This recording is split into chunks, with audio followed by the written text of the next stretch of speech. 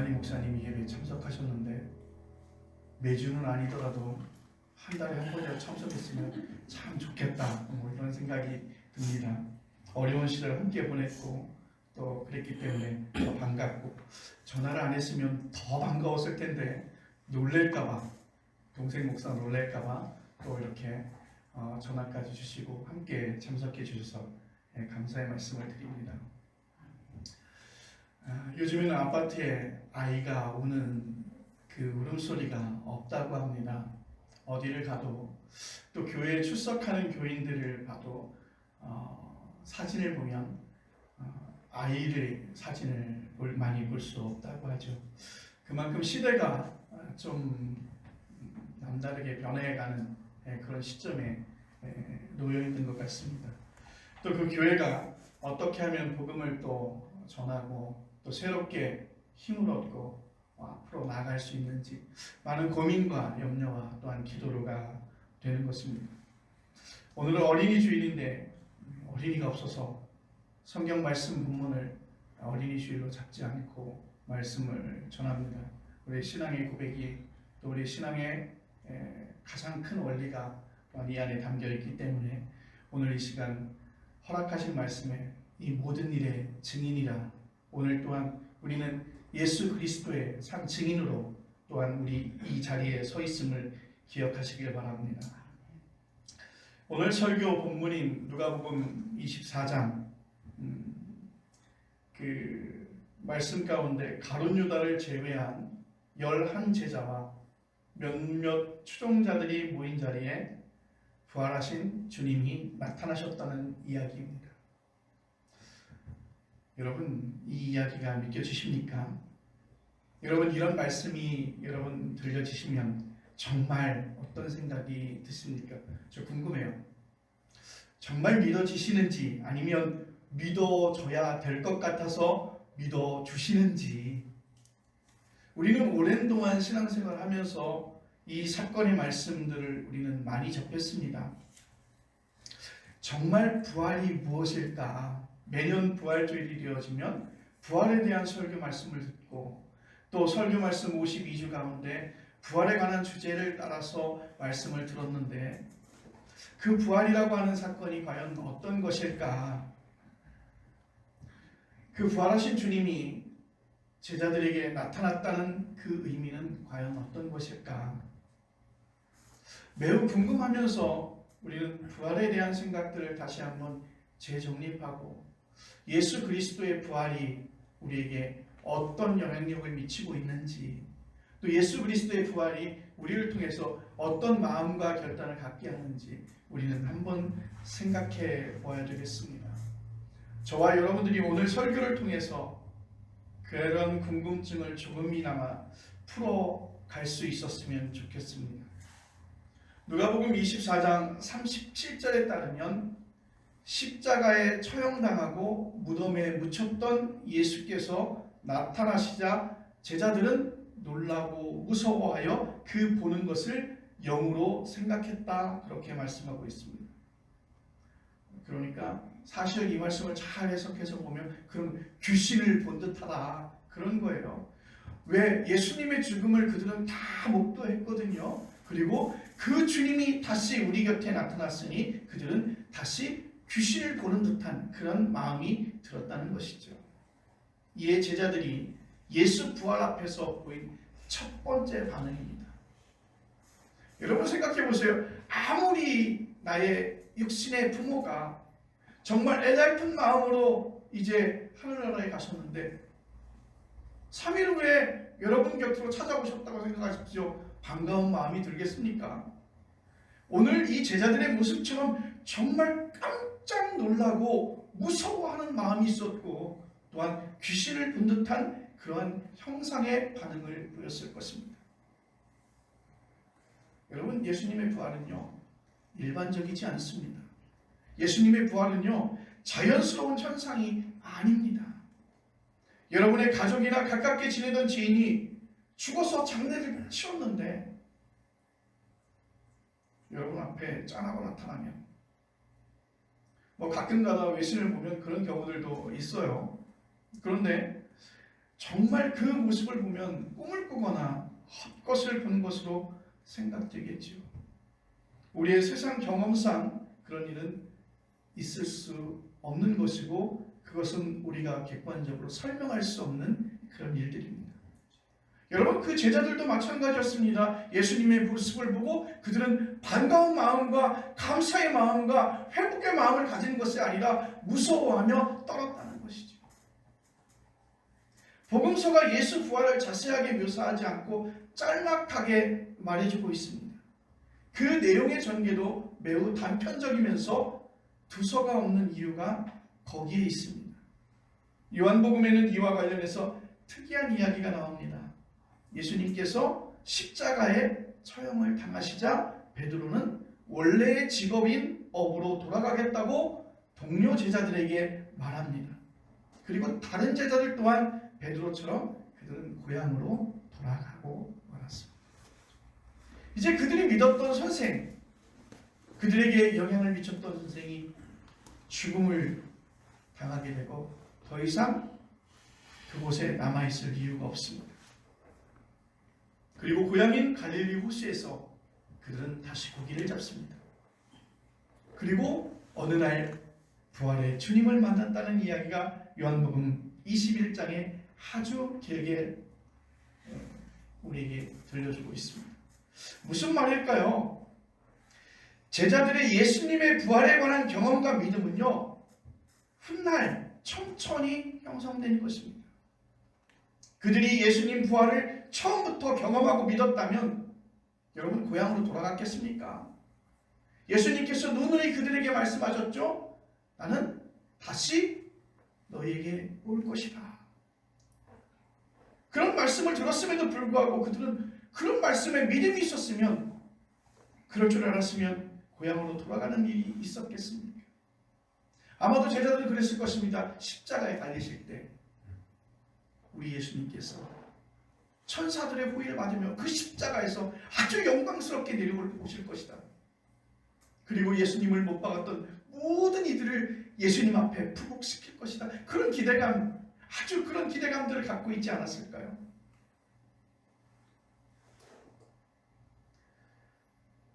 이제 그들은 아무것도 없는, 이제 그 믿음을 고백할 수 있는 어떤 단계가 아니라 그들은 아마도 굉장한 열등감과 비참함으로 그들은 그곳에서 고향으로 돌아갈 수밖에 없는 형편에 놓인 것입니다.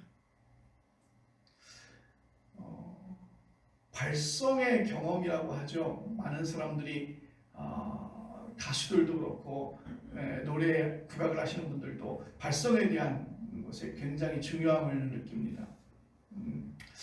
그래서 발성을 갖다 이렇게 제가 찾아보니까 그렇게 나오더라고요. 목에 힘을 빼고 성대를 열고 복식 호흡을 통해서 소리를 내는 것이다.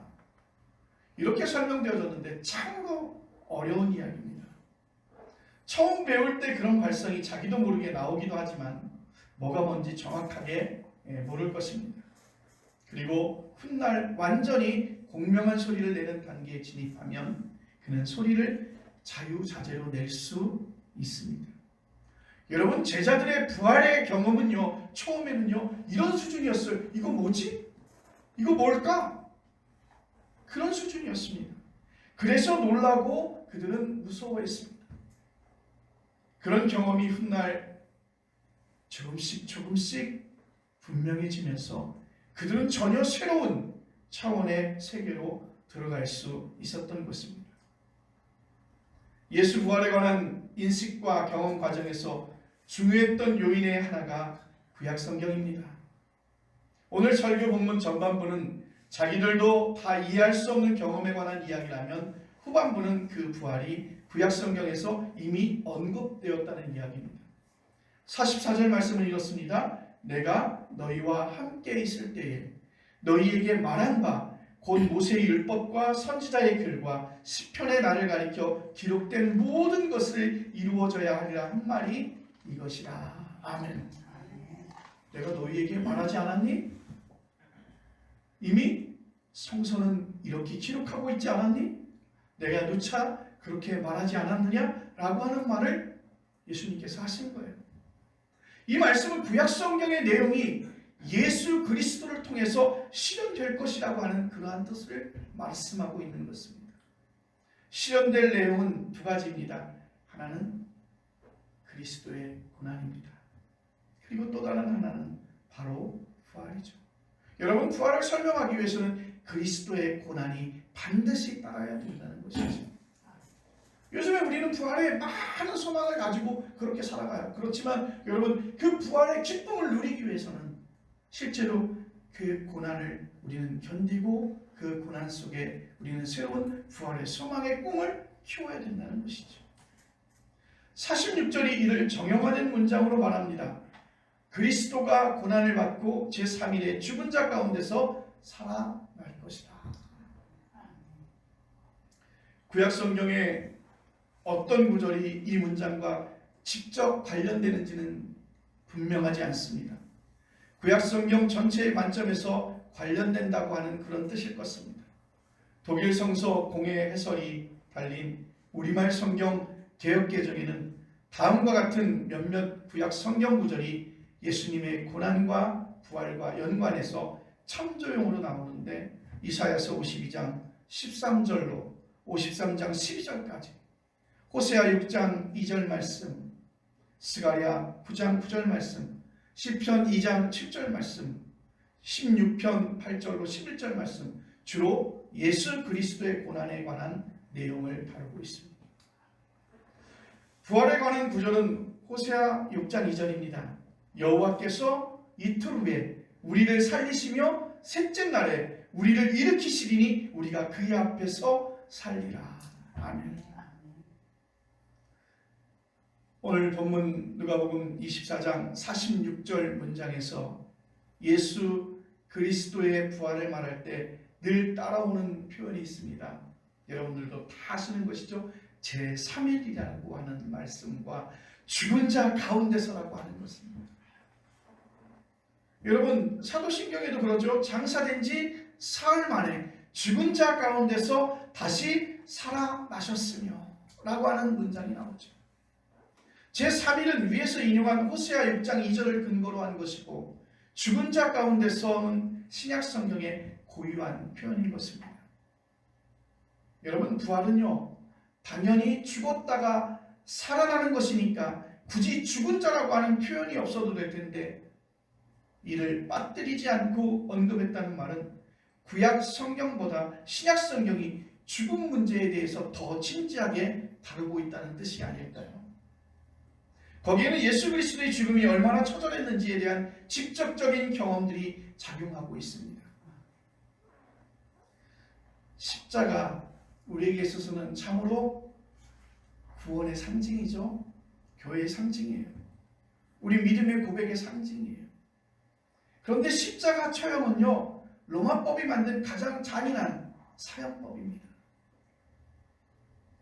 얼마나 잔인한 방법이냐면 로마 시민권자에게는 그 십자가형이 집행되지 않았다고 합니다. 사형수를 십자가 기둥에 눕힌 다음 그 양손바닥에 대못을 받고 그 십자가를 세웁니다. 그 사형수의 몸무게는 양손바닥에 실리고 있습니다. 살이 찢기우고 벼가 부서지죠. 피가 흐릅니다. 정신이 오락가락합니다. 헛소리를 내기도 하죠. 그렇게 죽을 때까지 그는 십자가 기둥에서 그 죽음을 당하는 그 순간까지 그는 매달려 있습니다. 여러분, 실제적으로 그 십자가형의 건강한 남자는요, 숨이 끊어지기까지 약 일주일가량 시간이 걸린다고 합니다. 여러분, 그 일주일 동안 그 건장한 사람들 같은 경우는 그 십자가의 그 고통을 다 느끼고 있는 것이죠. 죽은 다음에도 시신은 곧 수습하지 않고 짐승들에게 넘겨지고 짐승들의 먹이가 되어진다는 것이죠. 근데 이런 과정이 공개적으로 진행된다는 거예요. 반로마 반역자의 운명이 어떤지를 생생하게 사람들에게 보여주기 위함이죠. 그래서 극한의 두려움을 심어주려고 하는 목적을 담고 있습니다. 예수께서는 체력적으로 고갈된 상태라서 숨이 곧 끊어지고 그의 시신은 지역 유지인 아리마대 사람 요셉이 빌라도에게 청을 넣어서 즉시 매장된 것으로 보입니다. 어찌됐든 제자들은 자기들 스승이 가장 저주스럽고 잔인한 십자가에 처형당했다는 사실을 아주 뼛속 깊이 새기고 있었습니다. 그래서 예수 그리스도의 부활을 말할 때마다 그들은 말합니다. 죽은 자 가운데서라고 하는 표현을 다시 한번 반복해서 짚어주고 있습니다.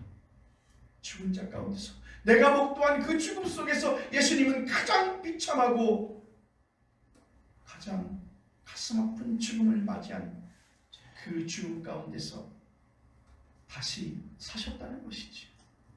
여러분, 그리고 시간이 흘렀습니다. 지난 2000년 동안 우리 기독교의 예배 때마다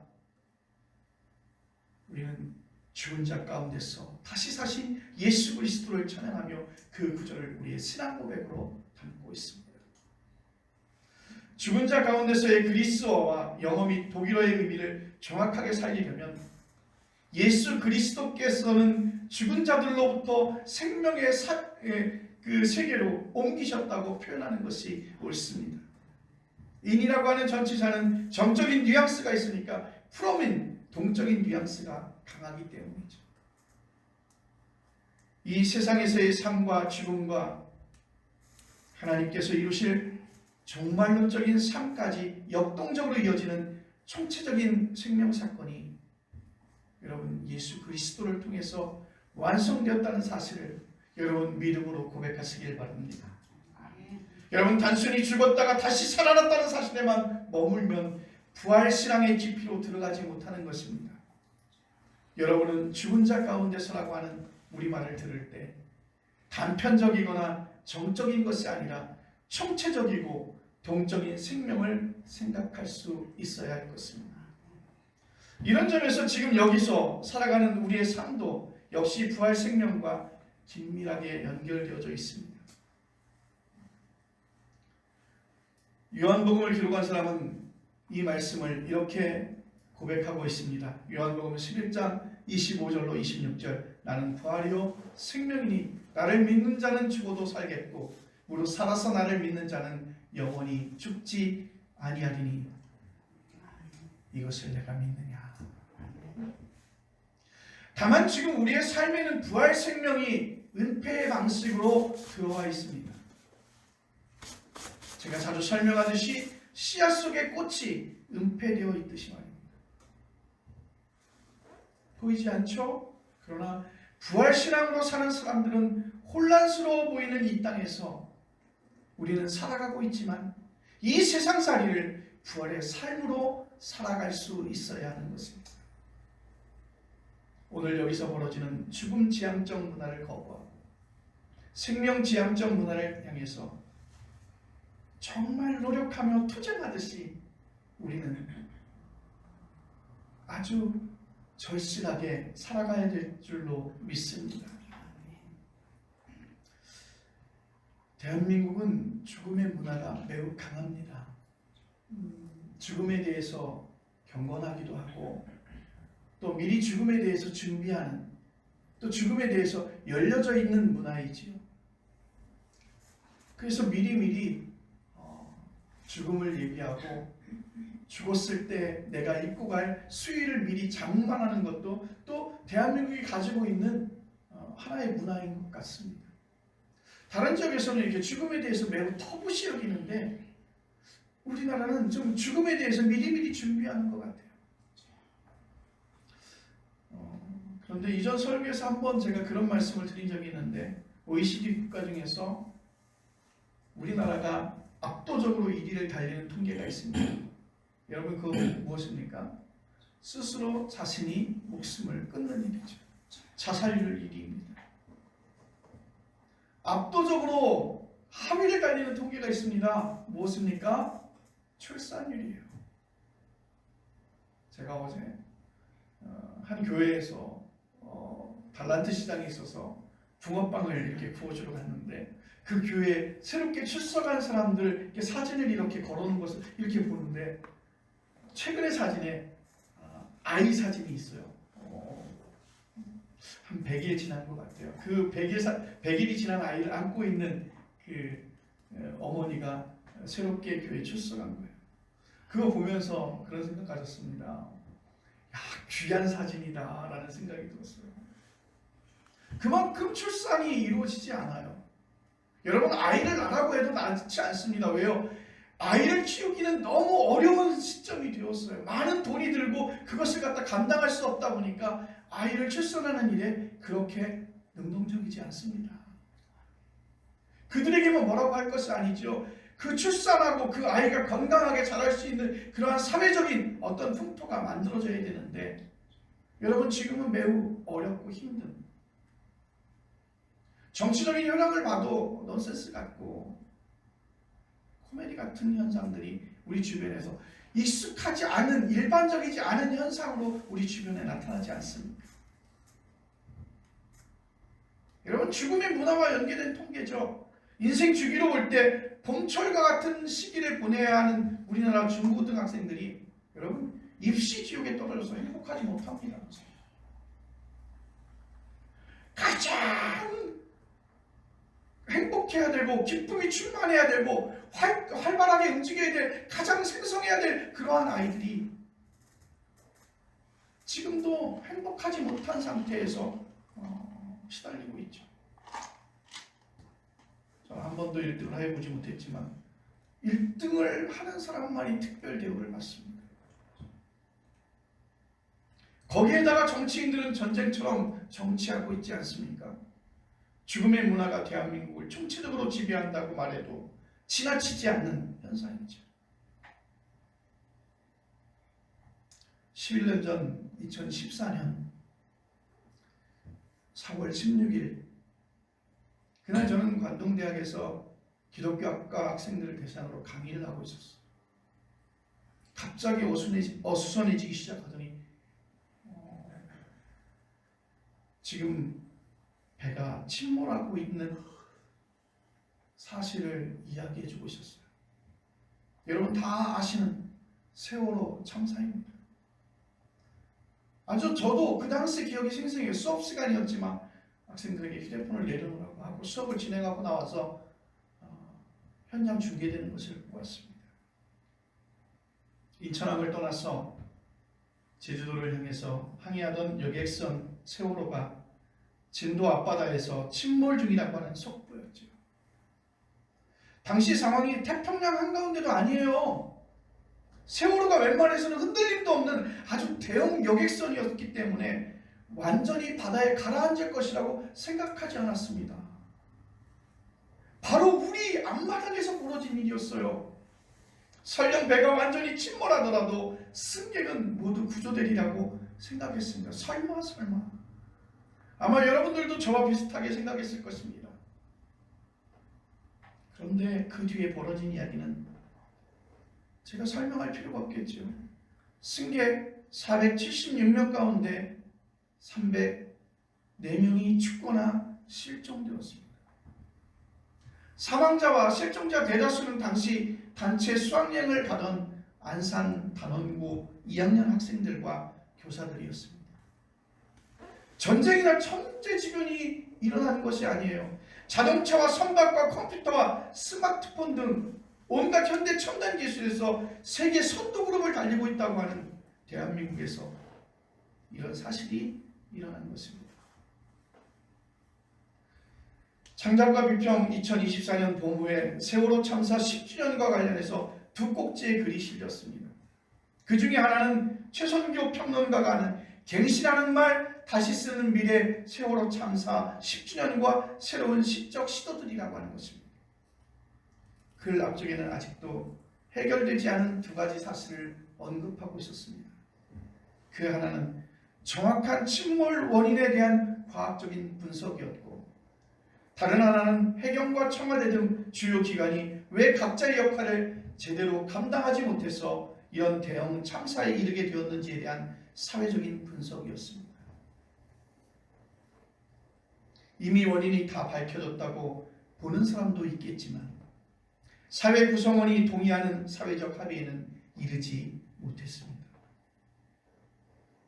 유가족들은 지금도 그 문제가 속 시원하게 밝혀지기를 바라고 있습니다.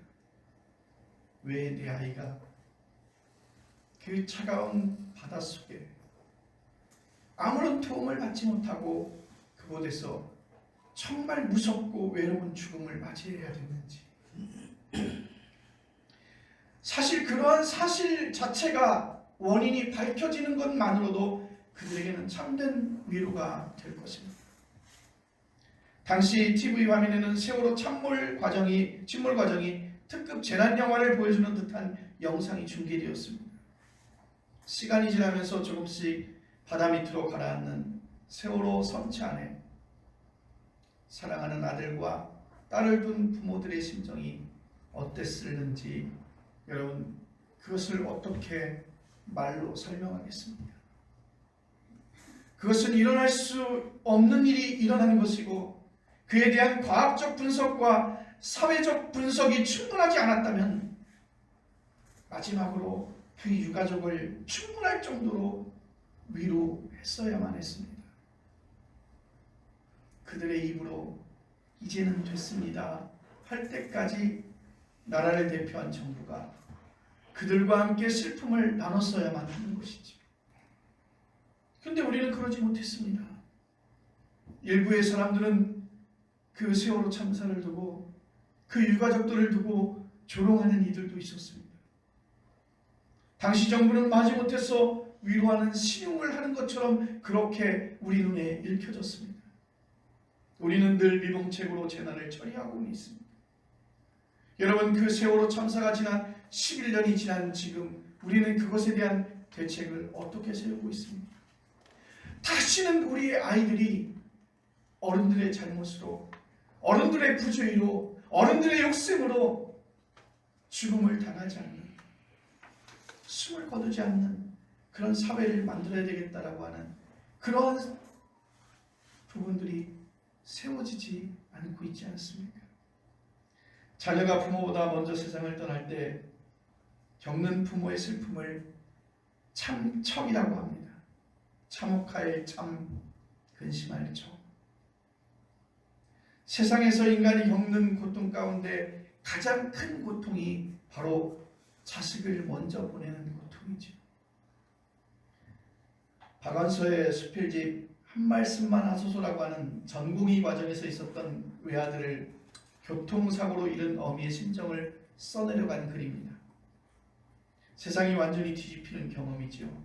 야곱은 요셉이 짐승에게 먹혀서 죽었다는 소식을 들은 뒤 창세기 37장 35절에 이렇게 말하며 통곡합니다. 내가 슬퍼하며 스올로 내려가 아들에게로 가리라.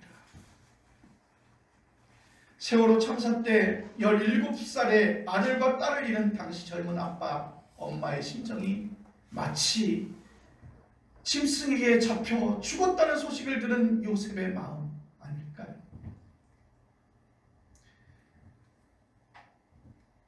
부활신앙으로 사는 사람은 죽음의 문화를 거부하고 생명지향적인 삶을 살아낸다고 말씀을 드렸습니다.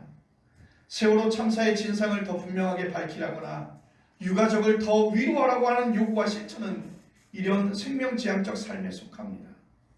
이런 일은 우리만이 아니라 한 인간으로서 일반 사람들도 하는 말이지요. 그런 일에서 우리 그리스도인들도 그들과 당연히 그런 마음을, 긍휼의 마음을 품어야 되지 않겠습니까?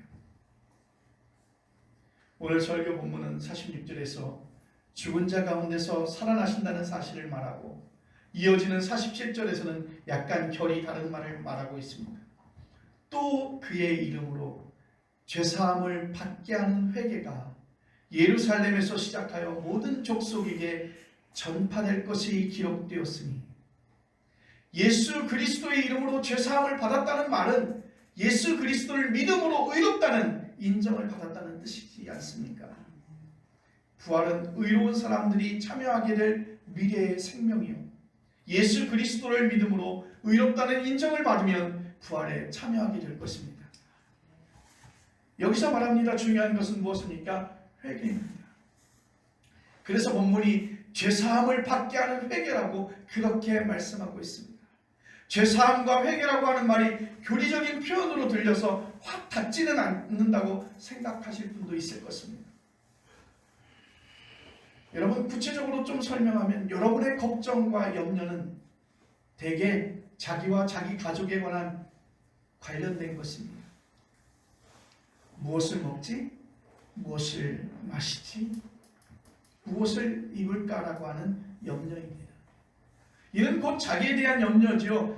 그거에 죄라는 것입니다. 예수 그리스도를 믿는 사람은 자기 염려에서 벗어나니까 죄에서 벗어나는 것입니다. 성경은 죄가 바로 죽음의 원인이라고 말합니다. 죄에서 벗어나면 죽음과 그 두려움에서 벗어날 수 있습니다. 죄로 인한 죽음에서 벗어나는 것이 곧 죽은 자 가운데서 미래의 생명으로 한 발자국 한 발자국 나아가는 것입니다. 오늘 본문의 마지막 절인 48절을 여러분께 마지막으로 말씀드리게 된 것을 저는 참 기쁘게 생각합니다. 오늘 본문이 우리에게 정작 전하고 싶은 메시지가 여기에 담겨 있습니다.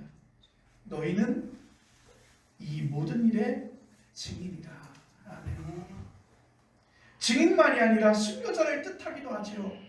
이 모든 일은 예수 그리스도를 통해서 일어난 고난과 부활과 회개와 죄사함이라고 하는 것입니다. 우리는 더 이상 죽음의 골짜기에 매몰되어 있는 것이 아니라 이제는 생명지향적인 그런 삶을 향해서 우리는 나아가야 될 것입니다. 사랑하는 귀한 성도 여러분, 이 세상에 더는 세월호 참사와 같은 일들이 벌어지지 않도록 여러분 증인으로 살고 순교자로 살도록 여러분 우리들은 그렇게 부르심을 받았다는 뜻 아니겠습니까? 여러분 어떻게 실천하시겠습니까? 여러분의 판단과 선택에 달려 있습니다. 드러나게 행동하는 사람들이 있고 각각의 형편상 나서지 못하는 사람도 있을 것입니다. 다만 이 엄청나고 거룩한 소명에 이끌려서 사는 사람들이 오늘 예수 그리스도의 이름으로 불리워진 교회 안에 있는 우리들이라는 사실을 여러분 잊지 마시고 너희는 이 모든 일의 증인이라 말씀하신 것처럼 여러분이 그 증인의 자리에 나아갈 수 있기를 간절히 부탁합니다.